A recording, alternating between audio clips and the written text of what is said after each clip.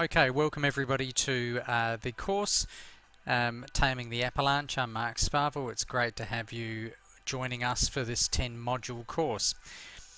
What I've got on the screen at the moment, and I want to just walk you through in lesson 1, is just some of the kinds of thinking that I engage in and some of the resources that I use to help me when giving advice to teachers and leaders about the kinds of apps they should be using or could be using to make sure that the lessons they engage in designing are high yield lessons which have, a maximum cognitive demand, if you like, on our learners, because we all know that we don't want our students to be just consumers of content, but we want them to be producers of content, knowledge constructors, demand creators. So let's just have a little bit of a look at the site here. Now, one of the really critical things for you to follow up with after I finish talking is this link you can see to the pedagogy wheel poster, because there's a lot of things tied together. Let's have a quick look at it. And don't be put off at the moment if it seems a little bit overwhelming. Just bear with me. Around the center of this wheel, you can see we have those areas of Bloom's cognitive domains, or the cognitive demands upon the learner, starting from the lowest level of remembering and understanding and working our way up to the create area. Okay, so hold on to that thought. Wrapped around that are some action verbs. These are really useful for people who are designing learning.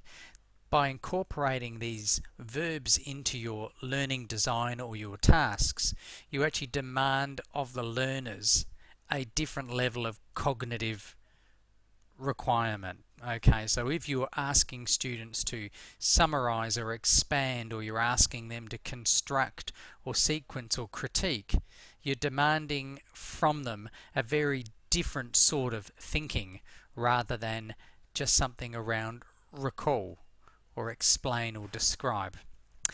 The next level around in the circle you can see are potential activities.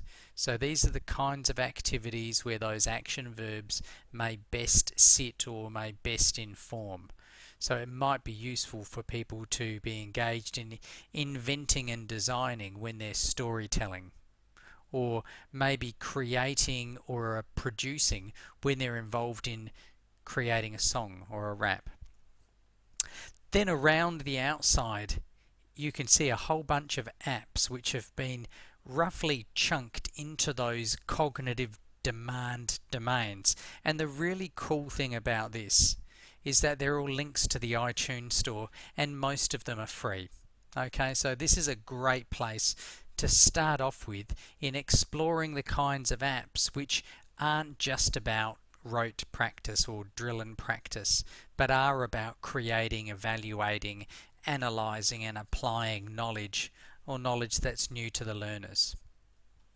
Now, some of these apps we're going to feature over the next 8 lessons, and the final lesson is going to be some more terrific resources for you. But I notice when I look around here, things like Aurasma are there, but Padlet's not. We'll touch upon that. WordPress and ScreenChomp. So there's a bunch that we'll be using which I've used in real classrooms across Australia and I know work for me. So I'm looking forward to sharing those with you. Wrapped around the outside of this model is the SAMR model.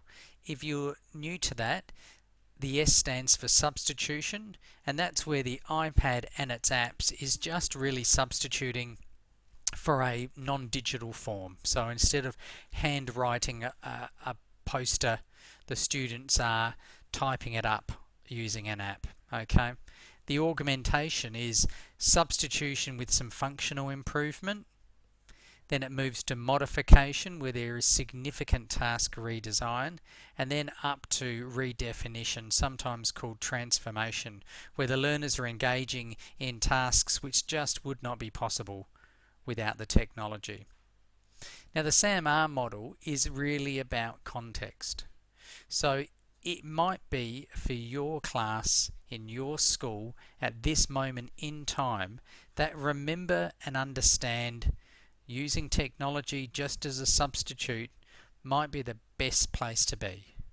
So only you know your class, their capability, your school, your setup. So these are models to help guide thinking and learning design.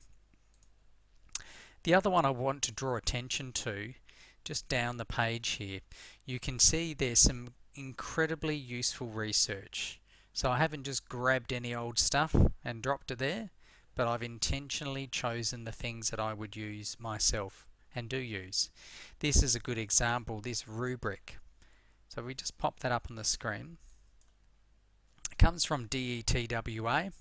Here's what I like about this rubric to help you assess the value of an iPad application, or indeed to actually assess the value of any kind of digital resource.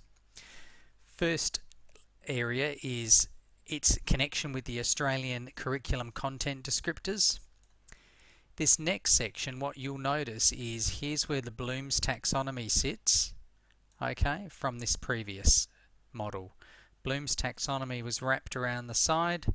Now it's represented in this rubric under cognitive opportunities. Very cool. But what's really neat is this section at the bottom, which is the SAMR model, okay, which is wrapped around the outside of the pedagogy wheel.